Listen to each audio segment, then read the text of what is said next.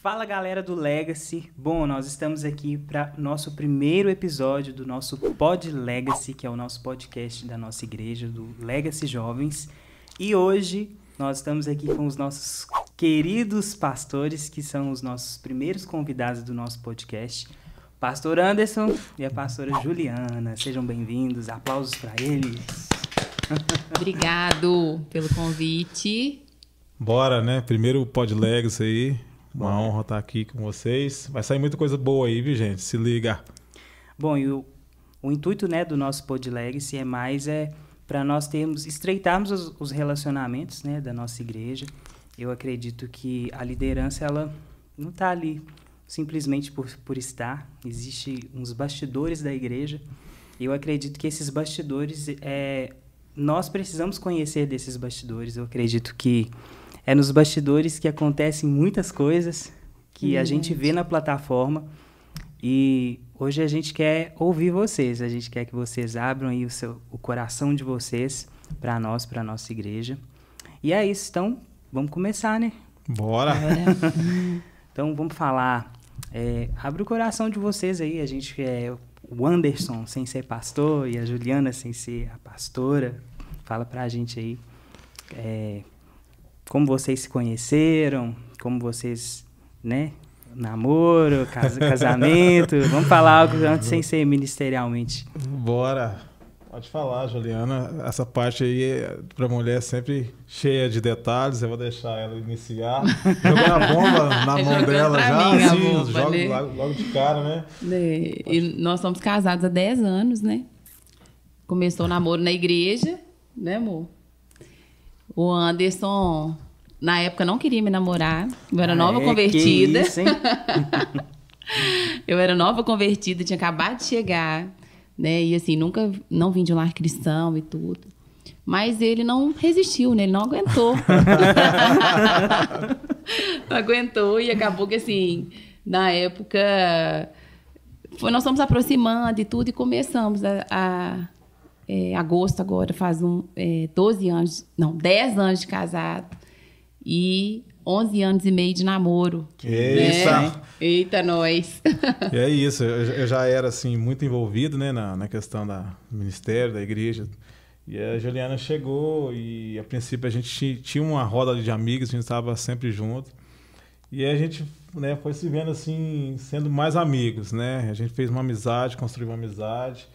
E nessa amizade a gente começou a conhecer mais um ao outro, o que cada um tinha como propósito. E nisso as coisas foram, né, se encaixando. Mas foi uma história assim, construída, né, diante de oração. Ela falou que no início não queria namorar, né, mas é justamente por causa disso. Eu já era muito envolvida, ela chegou há pouco tempo na igreja, né?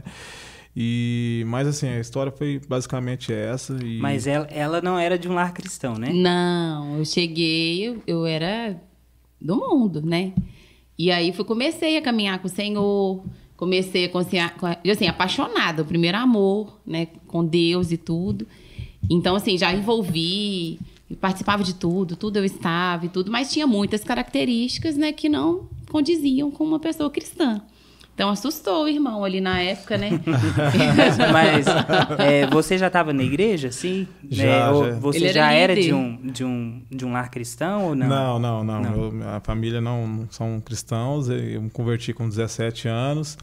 Né? E quando a Ju chegou na igreja, já tinha um tempo, né? E foi bem isso, né? Eu fiquei assim, assustado. Ela era bonita, mas ainda não estava. Eu precisava ter certeza que ela era crente, né? Que eu já sabia do que Deus tinha para mim. Você não é crente, não, né? Ao ministério e tudo, né? Então, assim, a gente foi se conhecendo e as coisas foram acontecendo, né? E algo assim que hoje a gente não vê muito acontecer, mas a gente chamou, né, os nossos líderes, né? Falou dessa amizade que estava sendo construída e tal. E a gente sempre orando muito em relação a isso, e as coisas foi caminhando assim de forma natural, né? Não foi fácil, né? Mas foi acontecendo e a gente se viu cada vez mais certo daquilo que Deus tinha para nós, não só como namorado, noivos e casados depois, mas em relação ao futuro, né? Aquilo que Deus tinha como propósito para as nossas vidas. Bom, eu que conheço vocês assim, né? Tenho esse privilégio de sentar na mesa com vocês. Por diversas vezes vocês já falaram comigo e com a Jennifer, né? Uhum. Sobre a forma ao qual vocês começaram a dar início no propósito de Deus para a vida de vocês, né? Uhum. Então, a gente quer saber, assim, como que foi esse processo até vocês serem ali colocados como pastores dos jovens ali da igreja. Eu sei que vocês foram fazer o Carisma em BH. Isso. Conta pra gente essa história. Como que foi essa direção de Deus aí para vocês? Assim, voltando à época do namoro, né? Antes do namoro, aliás, eu vi a Ju assim, sempre envolvida. A gente estava ali sempre fazendo e ela sempre participando de tudo, né? E aí isso me despertou, né, o interesse dela em fazer a obra. E depois que a gente construiu essa amizade e depois um namoro, a gente não se via mais fazendo outra coisa a não ser servindo a Deus, né? E a gente sempre fazendo tudo muito junto ali. E as coisas foram acontecendo, né? A gente já participou de vários ministérios, né? Juntos, assim. E Deus foi trabalhando em nós, né? Até a gente ir para o Carisma, fazer o seminário. E até hoje a gente está construindo essa história. Eu creio que é só o início, né? Daquilo que a gente está escrevendo, assim. Mas basicamente foi isso. A gente sempre entendeu isso. A gente se conheceu ali. Então hoje a gente continua fazendo as mesmas coisas, né, que a gente fazia desde o início. No início, o Anderson ele era líder de jovens na época. Então, quando a gente começou a namorar, eu comecei a acompanhar, né, e tudo. Ele foi extremamente importante nessa minha caminhada, até para me firmar com o Senhor, né? Acho que é muito importante. Então, assim, às vezes a pessoa está começando a caminhada, às vezes eu fico olhando assim, as outras pessoas assim, não vou nem dar uma chance de conhecer, uma oportunidade de orar. Porque às vezes é aquilo que Deus tem, é a outra pessoa que vai te ajudar a caminhar. Então vale o jovem aí que está mais firme, dá uma chance, né? Assim, pelo menos para orar, buscar em Deus mesmo se é aquilo. Porque hoje a gente vê um propósito muito grande de Deus, né? Através das nossas vidas, em tudo que Ele tem feito, né? Da nossa família. Mas ele era líder, então comecei a caminhar junto com ele, ali sempre do lado e tal. Depois de um tempo, nós assumimos a EBD. Quem lembra aí da EBD? Escola Bíblica Dominical. Tinha a Escola Bíblica Dominical. Né? Os domingos de manhã. Domingos de manhã. E nós, na época, assim, nós pegamos o trabalho e tudo, e o Anderson era muito criativo. Ele criou um projeto, Menos Cama, Mais Deus. Assim, a EBD não ia chamar a atenção da galera, né? Naquele momento ali. Então a gente pensou assim, a gente precisa criar um nome, fazer uma coisa diferente, né? Para realmente atrair, né, a atenção do pessoal e ter o interesse pessoal ali da igreja. E a gente começou com esse projeto aos domingos de manhã, né? Menos Cama, Mais Deus, né? E a gente, além disso, a gente começou a fazer um trabalho. Você acha que a gente precisa sair um pouco desse ambiente da igreja, né? Para até mais alcançar mais jovens. A gente começou a fazer esse Menos Cama, Mais Deus nas praças. Cada domingo a gente fazia em uma praça. E aí o trabalho ele foi tomando uma proporção, sabe? Tinha também o Resposta Certa. A gente tinha uma caixinha, parecendo uma caixinha de charada, cheia de interrogação, que as pessoas colocavam a pergunta. E aí começou a encher EBD, por quê? Todo mundo ficava na expectativa que se ia responder a pergunta deles. Então, o pessoal muito curioso, muito envolvido, foi muito legal. E aí que um trabalho, tipo assim, no início dava 5 pessoas, contando com a gente, começou a dar 60 pessoas na EBD, e aí foi crescendo. E até que o pastor Fernando, nossos pastores, né, o pastor Fernando e a pastora Flávia, convidou a gente para estar subindo o trabalho de adolescentes, né? Mas isso aí, vocês não tinham feito o Carisma ainda não? Não, foi antes do seminário. Para quem não sabe, né, gente, o Carisma é um curso teológico da nossa igreja, da Lagoinha, né? Isso. Que na época de vocês só tinha em BH, né? Na Lagoinha Matriz, né? Isso. E aí, nós assumimos o trabalho dos adolescentes, né? Na época, sempre o Anderson muito maluco. Eu sempre, assim... O líder de adolescente não pode ser normal, cara. O líder, né, de adolescente tem que ser um cara, né, anormal.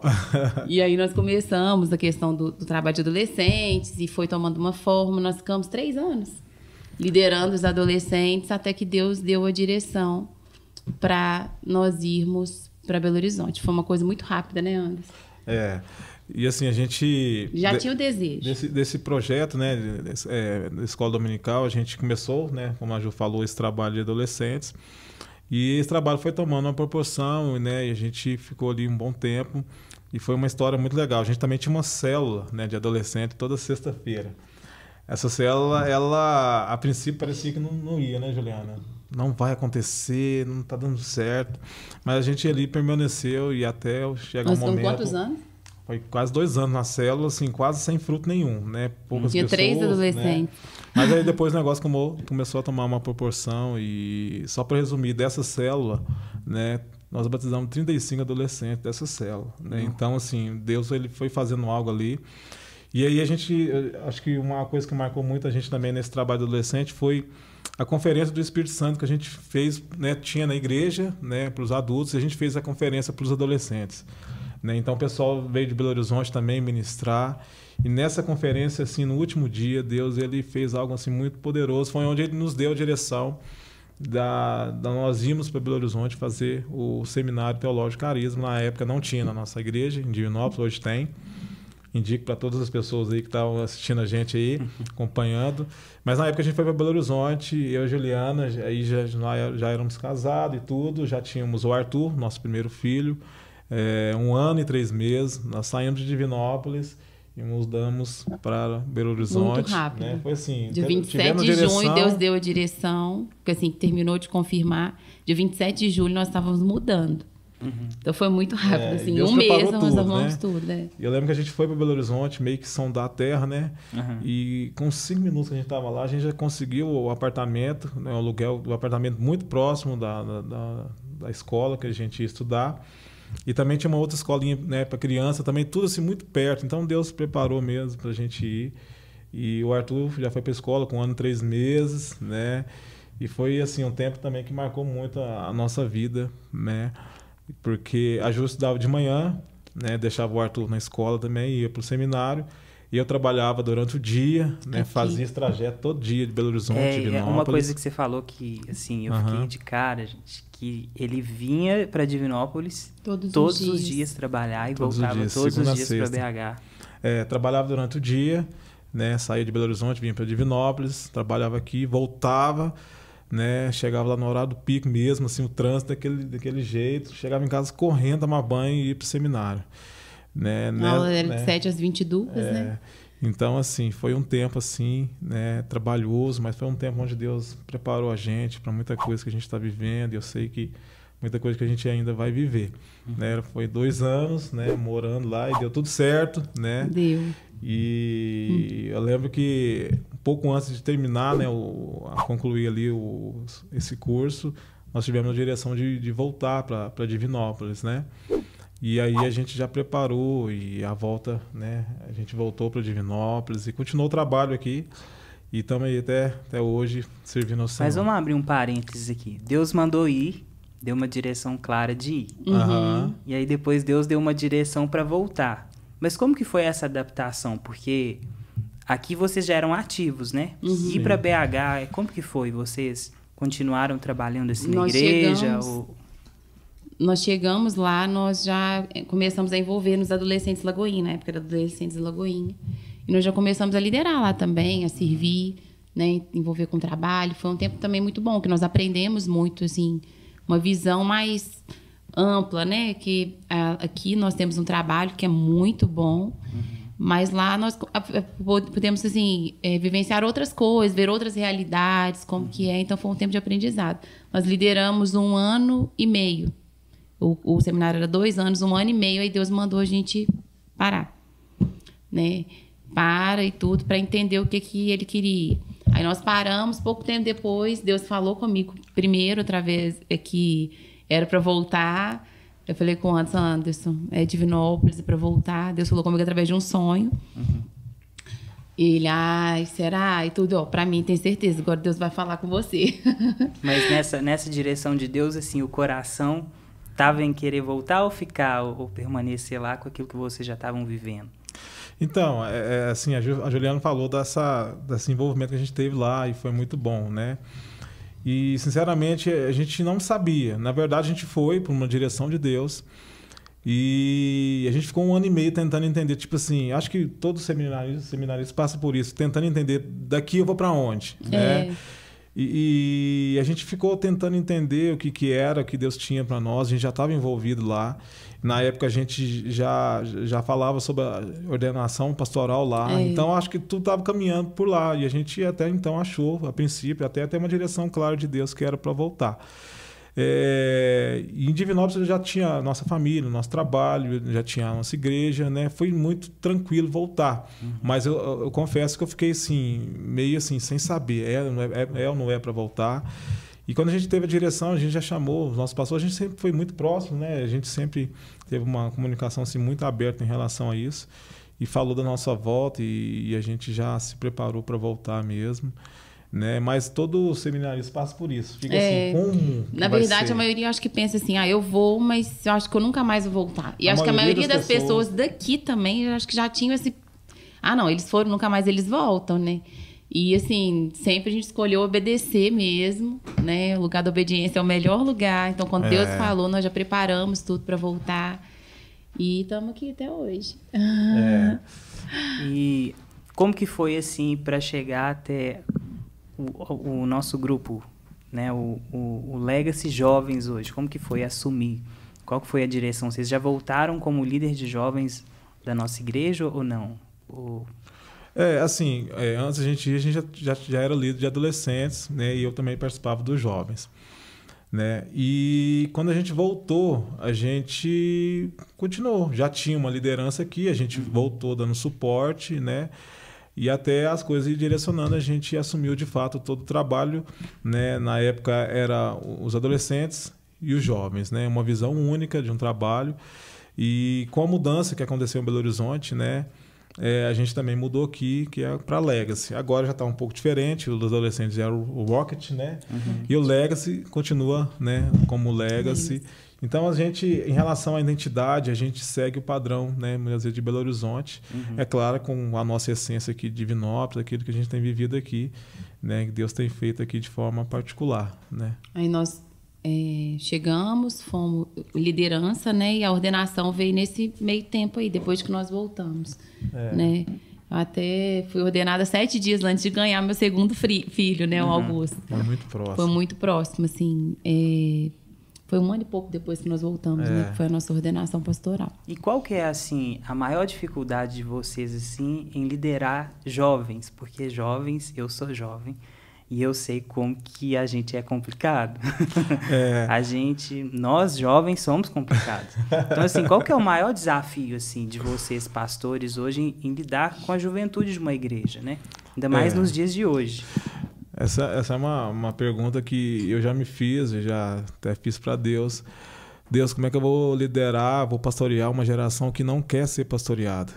Né? O jovem ele não vê necessidade de ser pastoreado. Né? Eu estou falando de uma forma geral, é claro. Então, o maior desafio que eu vejo é esse. Muitas vezes o jovem ele procura, né, algo assim em relação ao pastoreio quando o caldo entorna. Né? E o pastor não é só para emergência, o pastor é para caminhar junto, né? A liderança é para caminhar junto. Então o maior desafio é esse, eu acho que liderar uma geração que não quer ser pastoreada, que acha que não precisa ser pastoreada. Mas na verdade todos nós precisamos uns dos outros, né? Mas assim, quando a partida a gente vive muita coisa legal, o jovem ele tem uma energia, uma força, um impacto muito grande, né? E isso é poderoso demais. É bacana. A geração vai mudando, né? Isso. A gente observa, assim, hoje, muita inconstância na juventude, né? Eles ainda não... Parece que estão muito perdidos, assim, eu não sei se eu vou para ali, se eu vou para aqui, o que eu faço. Eu vejo muito essa questão da inconstância. E isso em todas as áreas, na vida profissional, né? Na vida familiar, na vida emocional, né? Então, assim, tem essa geração dessa forma e que ainda não quer um pastor do lado para estar caminhando, alguém para estar aconselhando de fato, né? Normalmente, se você aconselhar como deve mesmo, eles afastam, porque não é aquilo que eles querem, né? Eu vejo também que a nossa geração ela é um pouco mimimi, né? A nossa geração, eu acho assim que pastores, né? Eles não mandam em nós. A função deles não é mandar, é orientar. Aconselhar. Mas muitas vezes essa orientação ela vem carregada de amor, né? E o amor Isso. também vem para orientar como uma forma de corrigir a nossa geração, né? Eu acredito que a gente precisa dessa correção de amor. Sim. E eu acredito que quando a nossa geração recebe uma repreensão ou uma orientação que ela não quer, ela meio que se afasta, né? É, exatamente isso. E eu tenho percebido muito nisso, nos dias de hoje. E uma dúvida que eu tenho, assim, né? Vamos lá. Segura. Vocês Lá já vem a pensaram em história. desistir? Assim, de largar tudo, assim? Eu falo, você fala. Ministerialmente. Já Ai. teve algum, assim, desafio, assim, na liderança? Tem quanto tempo que vocês lideram jovens? 10 Então, anos. 10 anos. 10 né? anos. Eu tenho 10, né? Eu já tenho um pouco... Nesse período, assim, aconteceu alguma coisa assim, você fala, nossa, Eu vou sempre largar acontece. Gente, Daquela- aqui, a maior aventura que existe é ser cristão, né? E outra aventura, assim, ainda maior é ser pastor, né? Ser líder, sempre muito desafiador. E desistir passou várias vezes, né, na mente, né? Porque realmente, assim, é uma peleja, né, Juliana? Acho Toda que liderança, eu toda acho que liderança, passa por isso. Assim, a maioria dos A pressão, que a né? gente conversa, é muita pressão. A gente lida com ingratidão, a gente lida com... são várias coisas, né? Que não dá nem para ficar pontuando aqui. E é bem desafiador, né? Então, assim, ainda bem que a gente tem o Senhor, porque quando a gente quer desistir, a gente corre para Ele, né? E aí Ele que renove, Ele que alinha o coração. mas pra teve realmente... algum episódio, assim, que você lembra, assim, que ficou marcado, assim, nossa, isso aqui eu vou chutar o balde. São muitos, gente. Eu não posso nem ficar falando. Não dá para contar, não. Mas, assim, o desafio ministerial ele é muito grande, né? E às vezes, né, uma direção de Deus clara e a gente sempre pensa assim, de forma coletiva, né? Das pessoas caminhando nessa visão. E às vezes você não vê as coisas acontecendo. A gente, ser humano, busca muito o resultado. E Deus não é assim. Deus tem a forma de fazer, né? Deus sempre usa o processo. E às vezes se a gente às vezes tira o olhar de Deus, a gente olhar para as circunstâncias, às vezes olhar para aquilo que às vezes não está acontecendo da forma que a gente planejou, vem essa questão às vezes da frustração, né? Eu falo muito com a Juliana que a gente vive muito entre a frustração e a convicção. Uma hora eu estou muito convicto, uma hora eu estou muito frustrado, né? E isso faz parte da liderança, né? Não só de igreja, mas qualquer tipo de liderança passa por isso. Eu estou certo do que eu vou fazer. Daqui a pouco eu estou muito frustrado porque não deu certo. Então, assim, a gente tem que saber lidar com isso, saber lidar com coisas que às vezes saem fora do nosso alcance, mas entender que nada saiu, né, do controle de Deus. Né? Deus... meio que um equilíbrio emocional. Isso. Viver ali entre a convicção e a frustração faz parte. A gente precisa saber quem nos chamou. Por isso que tudo na nossa vida precisa ter essa convicção. Porque na hora que vier a hora ruim, a gente apega aonde? É na convicção, é na palavra que Deus liberou, é naquilo que Deus falou. Então nós, como cristãos, sempre assim, o norte tem que ser o que Ele falou. O que Ele disse. Falando assim do dia mal, eu acredito que hoje em dia a gente pode falar de uma igreja antes da pandemia e uma igreja pós-pandemia. Tem alguma coisa assim que vocês observaram que a pandemia causou na juventude assim, da igreja? Você acha que o que era antes e o que depois da pandemia se tornou? O jovem ele é muito junto, gosta de fazer tudo muito junto, é de contato, é de comunhão. Né? E a pandemia foi o oposto disso. A gente perdeu a comunhão uns com os outros, né? A gente teve o distanciamento. E isso para a igreja, a princípio, foi algo muito ruim, né? Se tratando de jovens, pior ainda, né? Então, assim, a gente passou esse período. Foi um período difícil, né, para a igreja. Mas eu acredito que foi um período onde Deus, né, foi um filtro, né, onde a gente viu quem realmente estava alicerçado, quem não estava. Acho que foi uma peneira, né? Foi um tempo assim, Deus peneirando assim, e a gente viu muitas pessoas às vezes, né, se afastando. Acho que meio que aproveitou da situação e se afastou. Outras pessoas, né, chegou. Então, assim, foi um tempo difícil. E com a volta, né, agora a gente está voltando praticamente ao normal. Eu vejo como pastor de jovens uma necessidade urgente de a gente começar a trabalhar de novo a comunhão, né? Porque isso é algo que conecta o jovem, né? Que traz essa questão da amizade, do vínculo. Então, assim, a pandemia foi esse período difícil, né? E agora a gente tem que trabalhar muito forte essa questão. Eu vejo que, né, muitas pessoas chegaram para a igreja agora, está sendo um tempo muito bom também, né? E a princípio o pessoal estava assim meio receoso, né, de estar ali e tal, mas agora já está mais seguro, né? A gente conseguiu diminuir bastante a questão do número aí, né, de Covid, mas hoje a gente vê isso mesmo, né? O jovem ele tem que estar junto, ele tem que estar em comunhão. Isso é bom, né, para a igreja.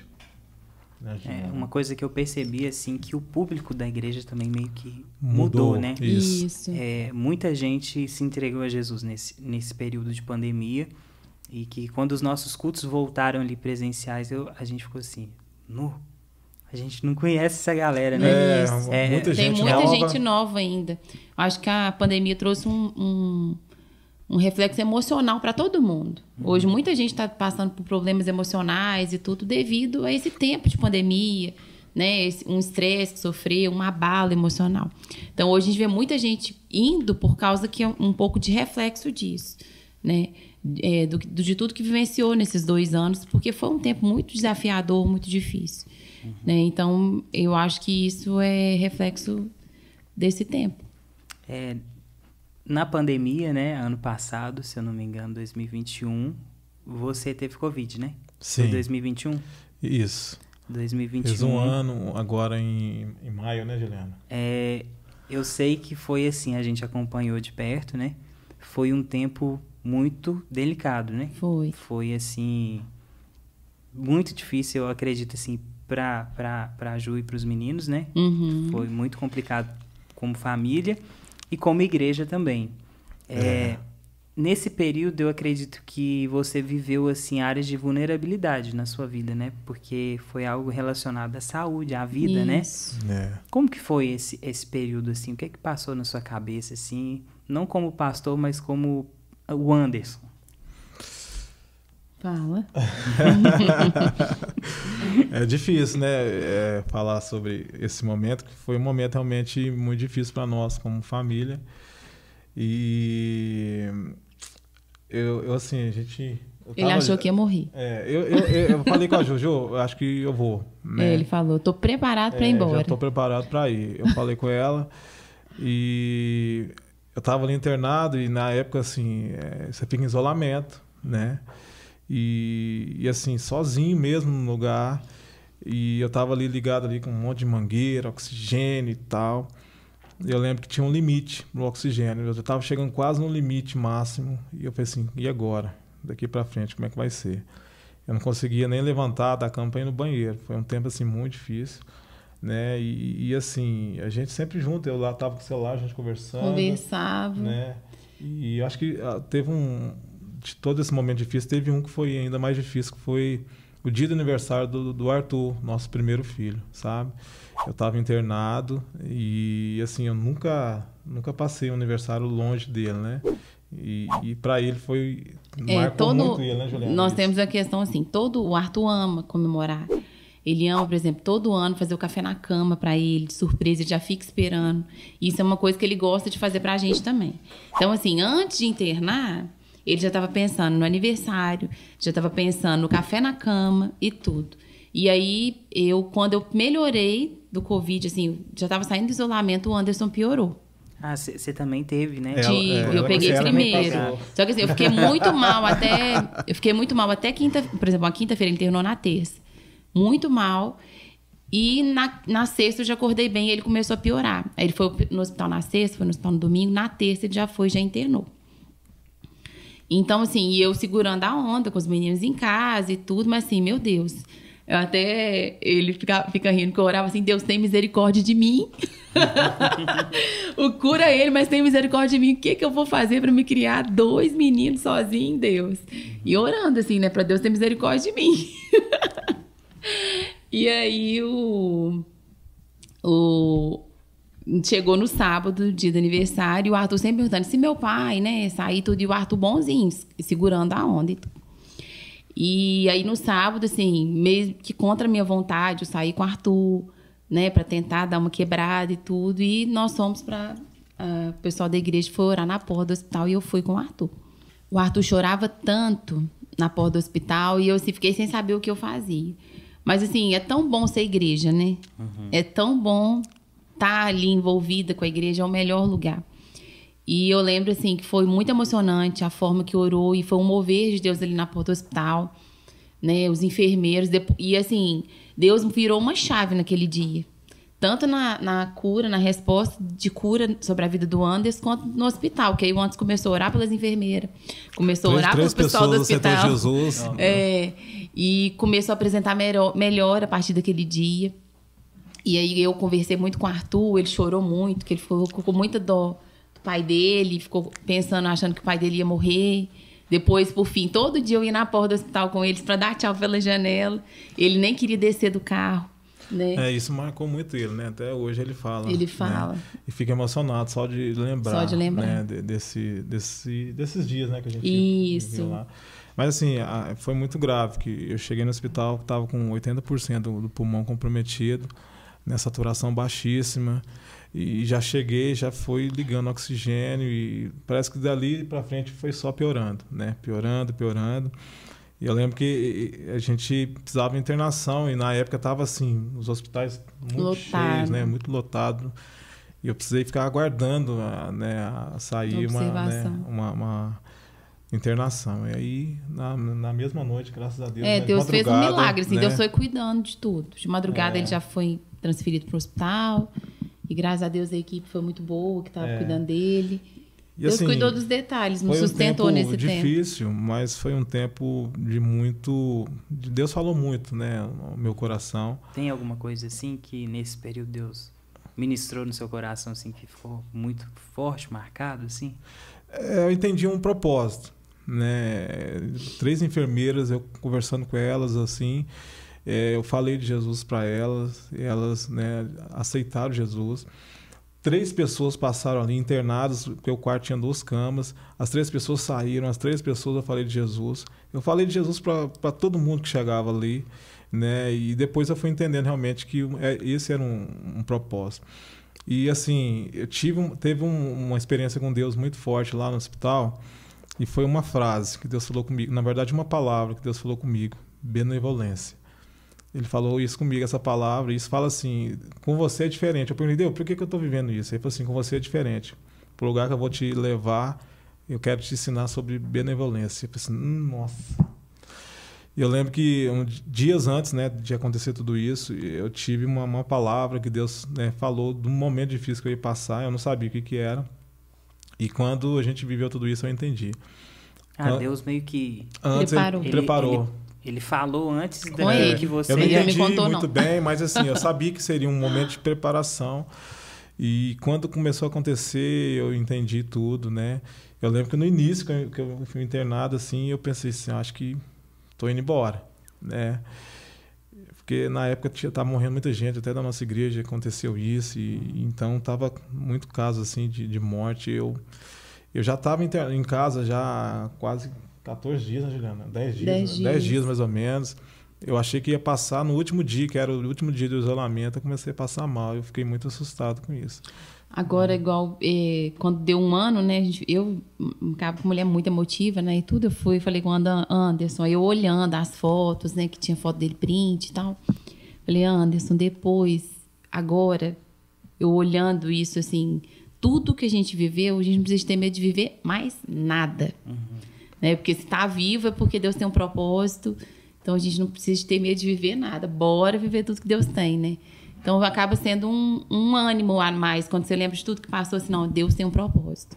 Né? E não tem como a gente viver distante disso, não. Distante desse propósito, não.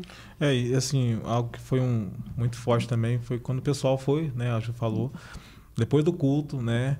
Lá na porta do hospital, né? O pessoal foi lá e cantou, né, vários louvores lá e orou. E eu lembro que o pessoal do hospital todo assim saiu na janela e ficou todo mundo muito emocionado. Foi muito lindo. Né?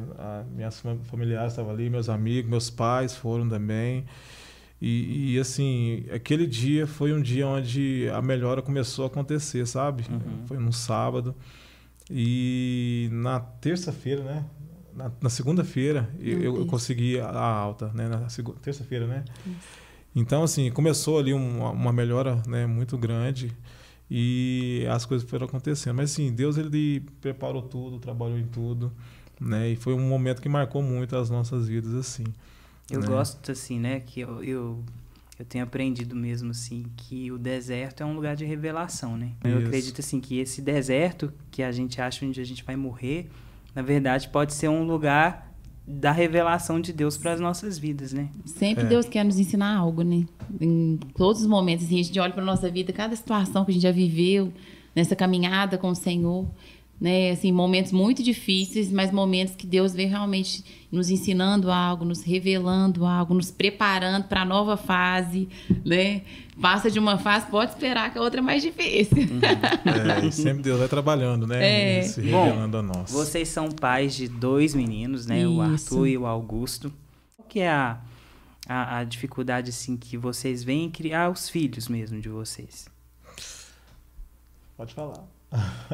Dificuldade? Eu acho que é alcançar realmente o coração deles, né? Com o Senhor, com a vida de Deus, com aquilo que... dá o testemunho também, porque não adianta só a gente tá lá, tá servindo, tá fazendo, mas eles têm que ver em nós, né? Deus, tem que ver Deus na nossa vida. E então esse é um grande desafio, né? E também acho que um desafio é eu como mãe, assim, que eu vejo assim, por eles serem filhos de pastores, fica uma cobrança em cima deles, né? Que eles têm que ser perfeitos. E não é, eles são crianças. Antes de tudo. Existe essa cobrança mesmo, né? Eu acredito até de vocês mesmo, né? De ficar, opa, eu não vou fazer isso, eu sou pastor, às vezes... A gente é bem tranquilo, né? A gente é brinca muito tranquilo, conversa muito. Hoje mesmo na escola, Arthur estava contando uma história lá de o que aconteceu e a gente conversa abertamente com ele sobre tudo. Graças a Deus ele tem liberdade de falar com a gente. A gente tem procurado criar ele dessa forma. Então, assim, a gente é bem tranquilo, brinca muito, né? Tenta levar de uma forma leve, não trazendo esse peso todo em cima dele, não. É uma coisa que eu me preocupo, né? Por ser... Ele não ter esse peso, né? Ele tem que ser cristão porque ele ama o Senhor, que ele quer parecer com Jesus. Eles, né, na verdade. Mas o Arthur consegue conversar mais. O Augusto está no caminho.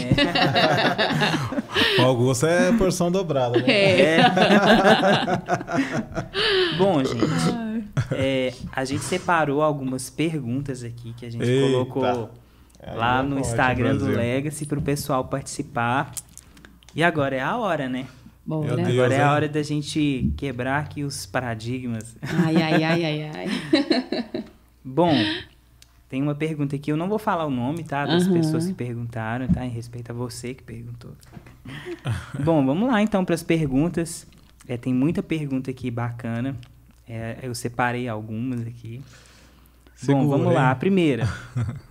Pastores, ingerir álcool é pecado ou só não pode embriagar? Já começou na canela. Já começou na canela. Ai, gente. Isso é muito polêmico. Então, assim, taça de vinho. eu não vou ficar em cima do muro, hein? Vou falar mesmo, né? Essa pergunta, ela é feita, né, muitas das vezes. E algo que a gente precisa entender para responder essa pergunta não é se é pecado ou se não é. É se convém ou se não convém. Né? Para a nossa vida cristã, a gente tem que ter isso em mente. Né? É pecado ou não é? Ou seja, convém ou não convém? Porque, assim, eu acho que vai muito do nosso testemunho. Né?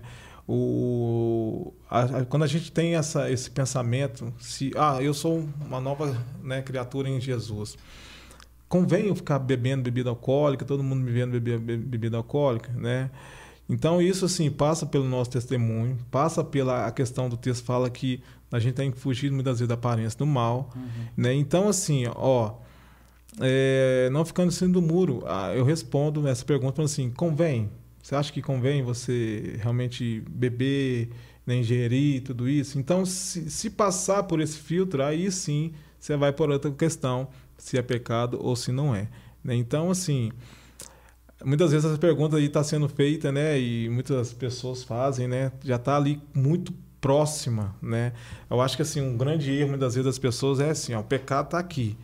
Até onde eu posso chegar próximo do pecado e não pecar? Né? E muitas vezes a nossa atitude tem que ser outra, né? Quanto mais perto de Deus eu posso estar, eu preciso estar. Então, quanto mais próximo de Deus eu estiver, mais longe daquilo que me afasta de Deus. Sem contar que é uma linha muito fina, né? Isso. Porque assim, beber, mas não embriaguez. Então, assim, eu posso beber, mas até o que tanto que eu posso beber que eu não vou embriagar. Eu bebi ali, né? Tem como medir isso? E dá tanta legalidade Tem assim, para outras coisas também, né? Porque assim, você vai ali, vai tomando, e aquilo ali te altera, né? Então, Com assim... certeza. Então, assim, tem isso também. Acaba sendo pedra de tropeço na vida do outro irmão, né? Então, assim, até que ponto, né? Tem pessoas, igual, que pode contentar com uma taça, igual você falou, uma taça de vinho, né? Mas tem pessoas que se beber a primeira, vai beber 10. Bebeu o garrafão inteiro, né? E aí, então assim, eu prefiro não me envolver por segurança, com isso. né? Aí eu não sei o testemunho, né, o contexto dessa pessoa que fez a pergunta, mas no nosso caso, né, você fez a pergunta no início, eu não nasci no lar cristão, então assim, eu me envolvi, tive envolvimento com bebida, né, Juliana também. Então, assim, eu prefiro não chegar com a perto. mudança que eu vivi, né, com a transformação de Jesus na minha vida, para mim não cabe, né? Eu não conseguiria tomar uma latinha ou o que seja e falar assim, eu estou bem com Jesus.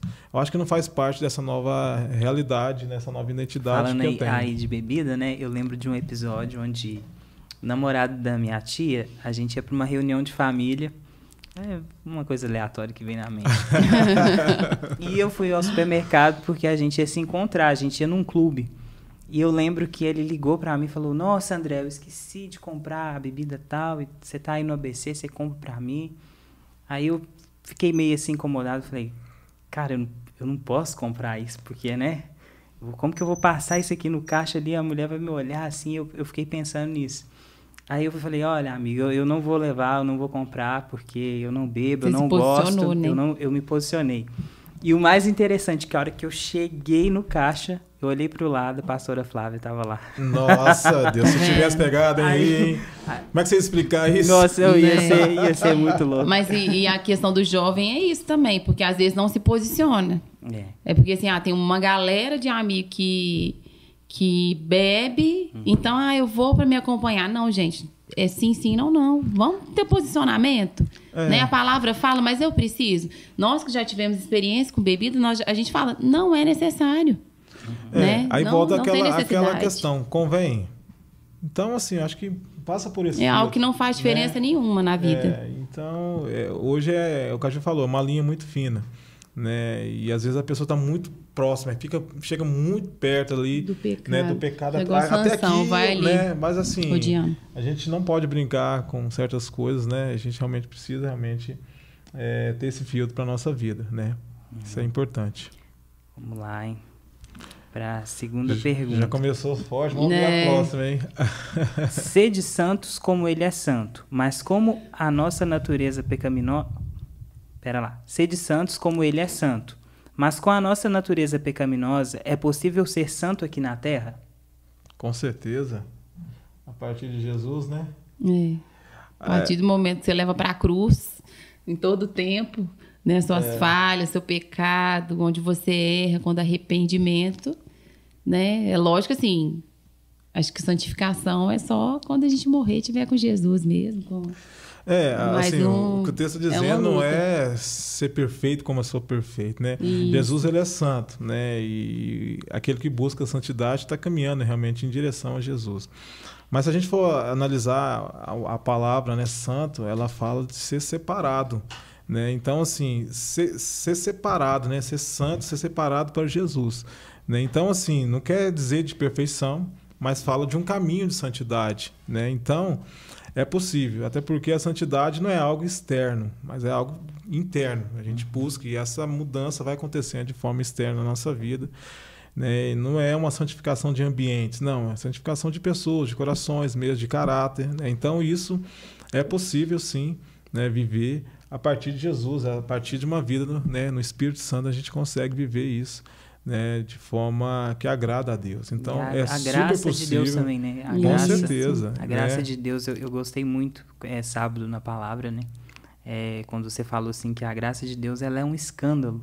Muito. E realmente ela é um escândalo, né? Porque ela alcança não pessoas que na nossa ótica, né, deveriam... Porque se a gente for olhar para a nossa ótica, a gente nunca vai conseguir. Não. Nunca vai ser mérito nosso, né? A gente nunca vai conseguir fazer nada. Verdade. Pelas nossas próprias forças. É a graça de Deus mesmo. E é isso, a graça nos faz caminhar em lugares que a nossa limitação humana nunca conseguiria. Nunca nos levaria. Né? Nunca nos levaria. Então, é por isso, né? A partir de Jesus, a partir de uma vida no Espírito. E vamos ver as próximas perguntas. Não, essa aqui eu também gostei, olha. Se a vida do cristão é sim, sim ou não, não, devemos ser cristãos radicais? Uai, uai. Não tem como ser mais ou menos. Uai, não tem como estar em cima do muro, o não. Radical aqui não é sair brigando com todo mundo e falar eu tô certo, você tá errado. Mas ser radical no sentido assim, de abraçar inteiramente a causa, né? Abraçar inteiramente a vida com Deus. Se posicionar, né? Não tem como ser mais ou menos. Ou você é... E acho que é isso que está faltando na geração, no mundo, de cristão que posiciona, de cristão que fala o que é, né, que não se envergonha. Porque, assim, até os dados, né, falam que a maioria da população hoje em dia do Brasil está evangélica, mas está tudo aumentando. Violência, morte, assalto e tudo. Então, é porque tem um monte de cristão que realmente não reflete Cristo. Né? Então, tem que ser sim, não, porque quando a gente se posiciona assim, a gente consegue realmente mostrar o caráter de Cristo, né?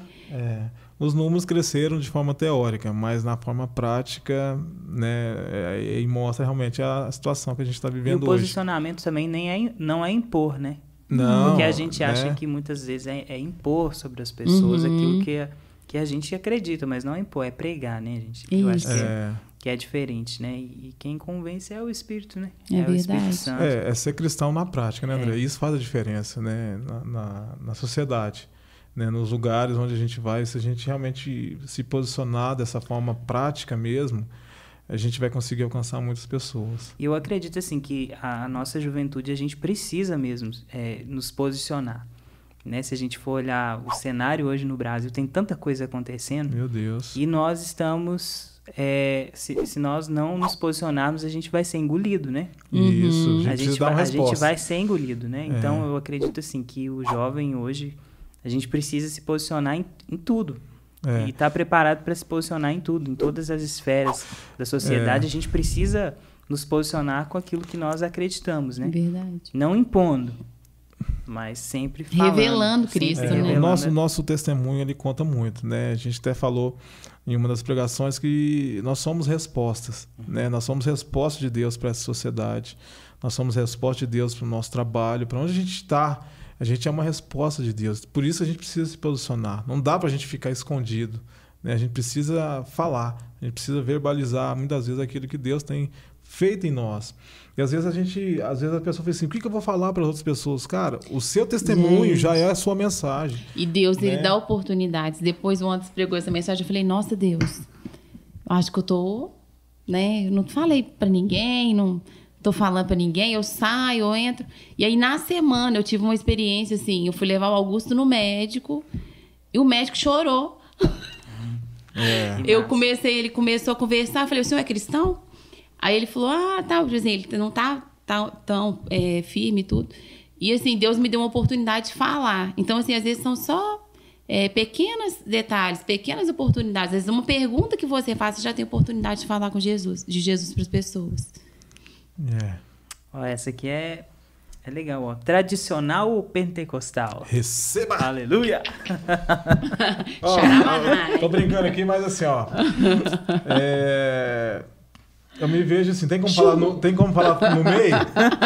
Entre pentecostal e tradicional? Não, irmão. Né? Ou é ou não é? Sim ou não? Então, posso falar um testemunho aqui? Pode. A minha conversão, assim, foi muito louca, sabe? Assim, acho que eu nunca falei isso, mas no primeiro dia que eu fui numa igreja, eu já tive uma experiência com Deus muito forte. E tempos depois eu estava orando, buscando o batismo do Espírito Santo, né? E depois de algum tempo, eu fui entender que aquela primeira experiência que eu tinha tido na igreja, na primeira vez que eu fui, já era o meu batismo no Espírito Santo. Então, assim... Mas, assim, aconteceram coisas ali naquele ambiente ali...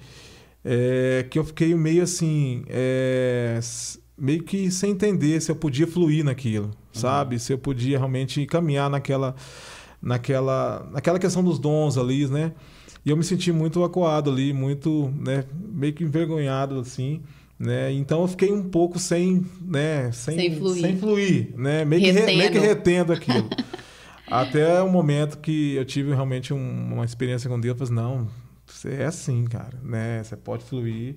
E aí eu comecei novamente a viver aquelas realidades, né? Então, assim, respondendo a pergunta, acho que a gente já gosta de dar, né, de girar e aí, de rodar e tudo. Claro que, né, com o pezinho no chão, né? Depois a gente tem que fazer outro podcast pra gente explicar isso aí, né? Porque dá muito conteúdo pra gente falar aqui. Tem que explicar, porque senão o pessoal, né, vai achar que nós né? A maioria que é pentecostal, né? Aleluia. Né? Receba. Bom, essa aqui é um pouco polêmica, hein? Isso. Polêmica sim, né? Eu acho que é um tabu, mas que é necessário a gente falar, que também dá outro podcast. Vamos lá. Sexo antes do casamento é pecado? Sim. Sim. É pecado. É pecado. Isso aí é um escândalo para muita gente, né? Que às vezes acha que não, é natural e tal. Mas biblicamente falando, o sexo ele foi feito para o casamento. Né? Quando a Bíblia fala que o homem, né, deixará pai e mãe, vai se unir à sua mulher e os dois serão uma só carne, a Bíblia está falando claramente ali de uma união, né, entre o homem e a mulher, e o sexo faz parte, né, dessa união como um presente de Deus ali para o casal. Né? E isso é o padrão de Deus, né? Isso é o padrão bíblico, né?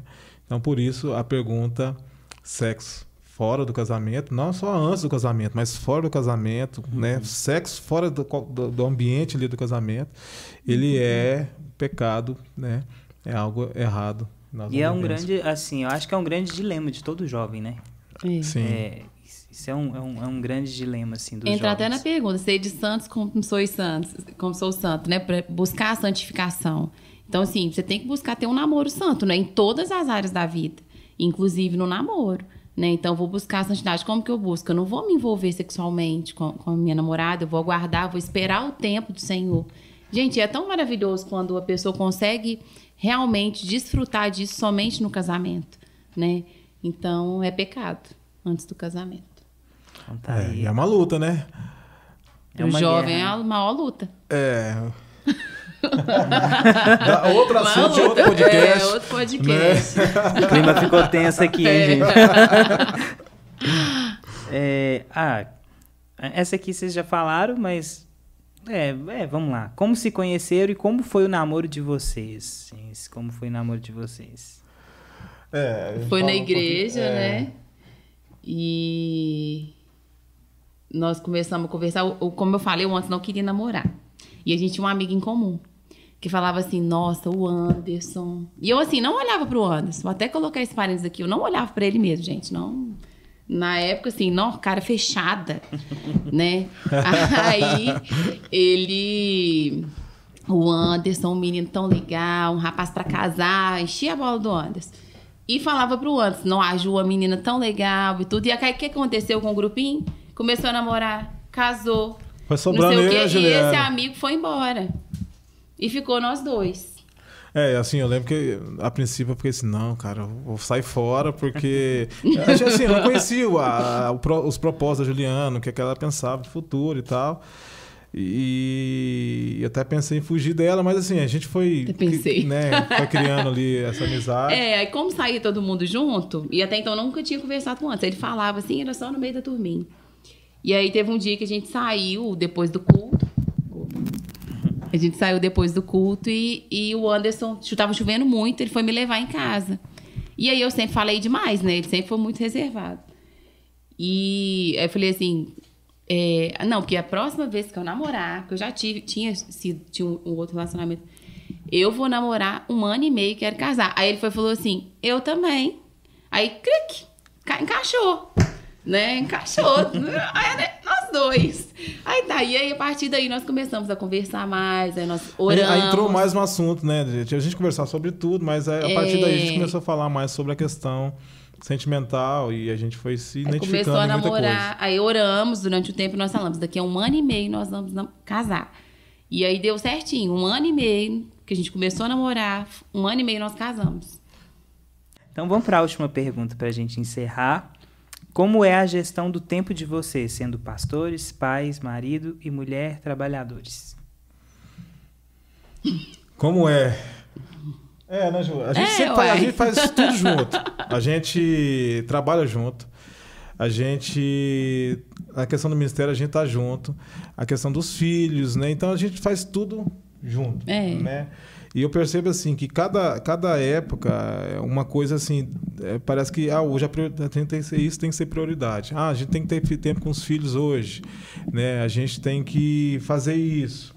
Mas, assim, a gente se organiza nessa questão, né? Às vezes a Juliana tem que fazer um atendimento, eu fico com as crianças. Às vezes é eu que tenho que fazer um atendimento. Ela fica, às vezes é nós dois, no caso de hoje, eles ficam na casa de uma avó, né? Então, graças a Deus a gente tem um apoio, tem as avós que ajudam, né? Dão todo o suporte. Então, assim, a gente...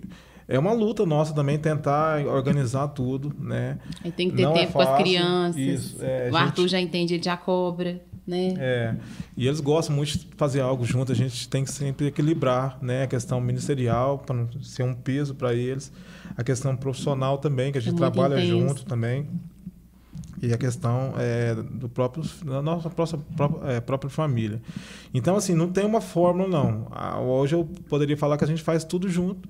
E a gente entende que hoje a gente precisa dar uma atenção maior para isso. Agora a gente precisa dar uma atenção maior para isso. E a questão ministerial, como a gente trabalha durante o dia, a gente deixa para fazer as coisas muitas vezes no final do dia. Nós somos voluntários, né? Então a gente vai encaixando aí no meio da semana, durante o dia... faz um atendimento. Meio que já está programado assim no nosso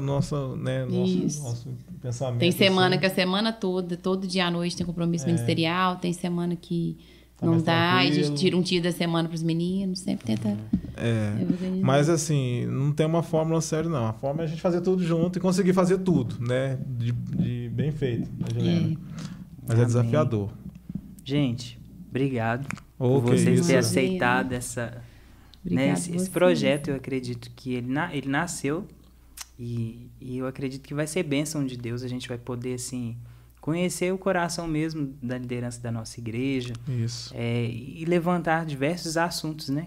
Que, assim, às vezes a gente não consegue, vocês talvez não vão conseguir tratar no púlpito. E aqui pode ser um lugar, uma ferramenta, né? Onde vocês vão poder... É verdade. Aí trazer... mais coisas, né, para a nossa igreja, para a nossa juventude. Isso. Bom, eu, em nome aqui do Legacy, estou aqui para agradecer vocês. Vocês são muito amados pela nossa igreja. Nós, os jovens, eles têm essa noção do quanto vocês são preciosos para nós, o quanto que vocês agregam nas nossas vidas. Eu já disse isso no particular, mas eu vou falar aqui publicamente também, que eu admiro muito vocês como pastores, como pais. Eu já falei pro Anderson, né, que eu preciso aprender, eu quero ser igual a ele quando eu crescer. Careca assim? Você careca assim? Careca? Eu acho você, cara, um paizão mesmo. Obrigado. A gente aprende muito com vocês, com a vida de vocês. E em nome do Legacy mesmo, eu tô aqui agradecendo vocês pelo sim de vocês, que tem gerado frutos na nossa igreja. Tem semeado muito no nosso coração. E eu acredito que são sementes que vocês não vão ver, talvez não imaginam o quanto que elas vão frutificar. Então, que Deus possa abençoar vocês, fortalecer vocês, abençoar a casa, a família de vocês, o ministério. Obrigado. A gente é muito feliz mesmo de ter vocês como nossos pastores. Maravilha, né? Queria agradecer por esse tempo de mesa, né? Tempo precioso de comunhão aqui. E assim, eu entendo tudo como um propósito de Deus, né? Deus tem realmente feito coisas incríveis, né, em nossas vidas. Saiu, né, o primeiro Pod Legacy, eu tenho certeza que vai ter muito conteúdo bacana aqui para abençoar muitas vidas. E quero dizer também que eu amo, né, a galera, né, do Legacy, da nossa igreja, né, a gente ama servir aqui, caminhar com todo mundo, né, a gente tem visto realmente Deus realizar grandes coisas aqui na nossa juventude, né, e na nossa cidade. Então, Prazer estar aqui. Obrigado, André, por estar conduzindo aí Bora. esse tempo. Né? Bora, Obrigado. Somos Legacy. Fala aí, Ju. Não, só agradecer também por ter nos confiado nesse tempo. A oportunidade de estar falando, acho que muita gente vai conhecer um pouquinho mais também da gente, da nossa história, da nossa trajetória. E a gente também ama o Legacy, não consigo ver a minha vida distante desse propósito de estar ali com vocês, de estar caminhando, de estar crescendo. E é isso, e bora, né? Bora. Bom, e você aí que está online, não deixa de curtir, comentar, compartilhar e se inscrever no canal, porque esse foi o primeiro, mas vai vir aí vários outros episódios aí para abençoar a sua vida, beleza? E esse foi o nosso Pod Legacy. Valeu!